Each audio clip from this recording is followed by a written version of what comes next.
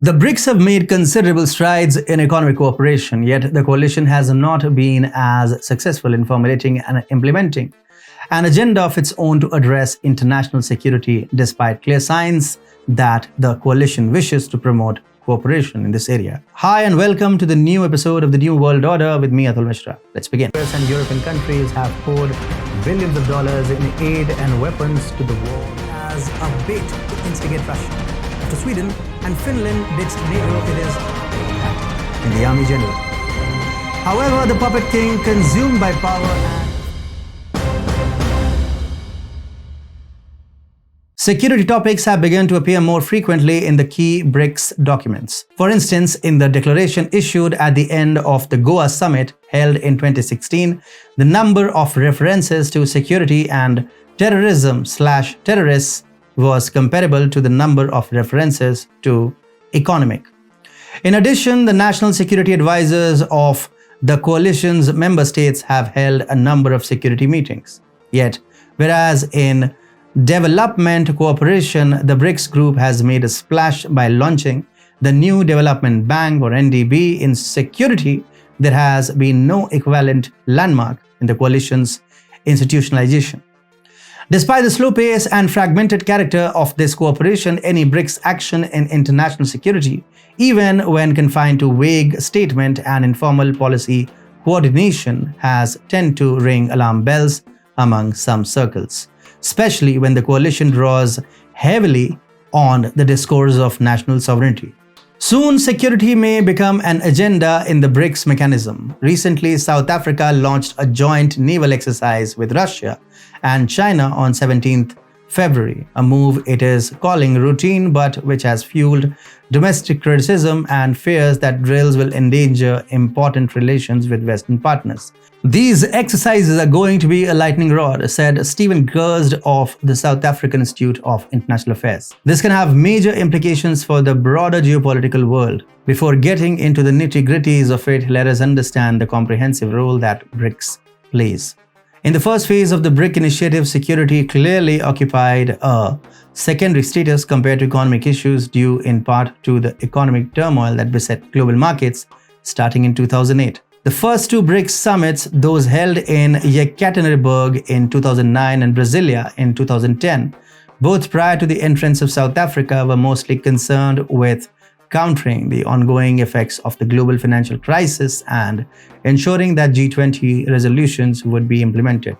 The only references to security in those years' declarations appear within the context of food security, although the Brasilia Declaration also makes a fleeting reference to the need to combat terrorism. On the normative side, the BRICS also began to identify some shared principles, including a common respect for the principle that the use of force should be avoided, and underscored that the independence, sovereignty, unity, and territorial integrity of each nation should be respected. By the following year, 2012, when the BRICS summit was held in New Delhi, the word security was included in the summit's theme itself: BRICS Partnership for Global Stability, Security and Prosperity. This remains, as of this writing, the only time the word security has appeared in any BRICS summit heading.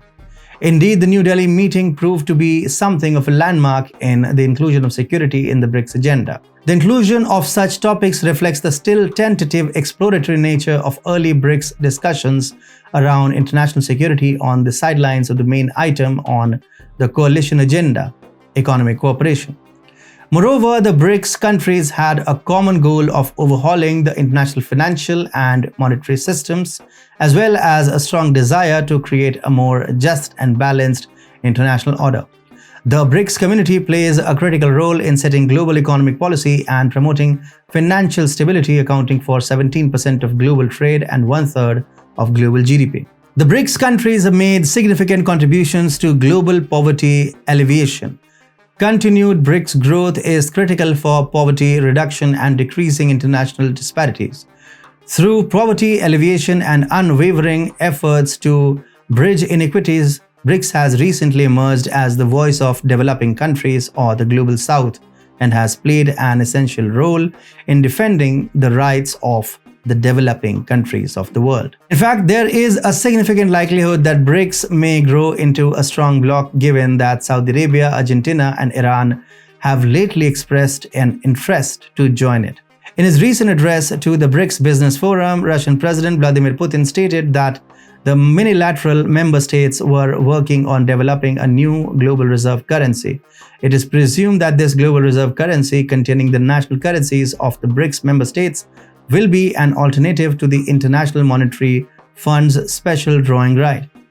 At a time when Russia is facing unprecedented global sanctions in the wake of the Ukraine invasion, Putin's announcement has underscored the importance of recognizing the heterogeneous motives of the BRICS nations to not only facilitate intra-BRICS trade in local currencies but also firewall their global financial interests. Whilst Russia and China are leading de-dollarization initiatives due to their geopolitical rivalry with the US, India, Brazil, and South Africa have supported BRICS' statement on altering the global financial system for their interests. Though Russia dreams of making the bloc more assertive, the Sino-Indian strained relationship could act as a hindrance for its ambition. How so? As we have previously explained, the relations between India and China have been based upon discernments for a really long time. India and China went into a war with each other back in 1962 in the aftermath of the Aksai Chin dispute. Since then, several border disputes have concerned India and China. While the case with previous Indian governments was to cede territory and demands of China, with Prime Minister Narendra Modi, that's not the case. The Indian government at present puts national border and security at utmost priority. The relations started to get bitter between Modi and Xi Jinping back in 2017 during the Doklam standoff.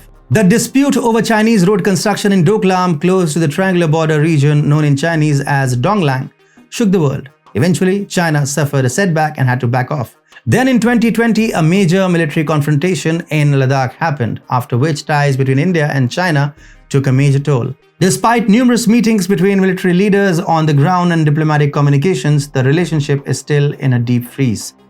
There will be no shift in relations between the Asian powers until Xi Jinping is in office in China. If the CCP maintains its hardline position towards India, the future of the BRICS remains gloomy. If a new leader is elected in China and the CCP finally changes its posture towards India, the core group of the RIC would be stronger than any significant coalition in the world. Compared to development cooperation, which has emerged as the clearest path of least resistance in BRICS agenda setting during the group's first decade of existence, international security has proven more elusive. On the other hand, some advances can be noted and must be understood in light of the BRICS coalition, being a relatively recent creation composed of countries that are still getting to know one another. In terms of coalition institutionalization, security has become a more common topic of discussion at BRICS meetings, including the annual head of state summits and ministerial level meetings, such as those of the National Security Advisors. On the other hand, these discussions have mostly entailed efforts to coordinate general positions on specific conflicts and issues, with only incipient discussions of how to coordinate policies or implement joint action. The comparatively fragmented nature of this coordination can be understood in light of the internal and external constraints on intra-BRICS collaboration in security, including the lack of a shared special interest, asymmetries in influence and status, and differing geopolitical concerns. If address these contradictions, BRICS could become one of the most potent tools in the geopolitical space. With Russia taking interest in increasing military presence and influence within the BRICS bloc, things are changing. This recent joint military exercise and Russia's constant military support to South Africa are signs of Russia's brazen militarization of the bloc. With this, it is clear that the Kremlin has ambitions to transform this economic bloc to a military bloc as well. However, as discussed above, this militarization ambition also highlights the complex geopolitical dynamics at play within the BRICS bloc. As the world continues to shift and evolve, it will be interesting to see how this militarization plays out and what impact it will have on the future of the BRICS countries and their relations with the rest of the world.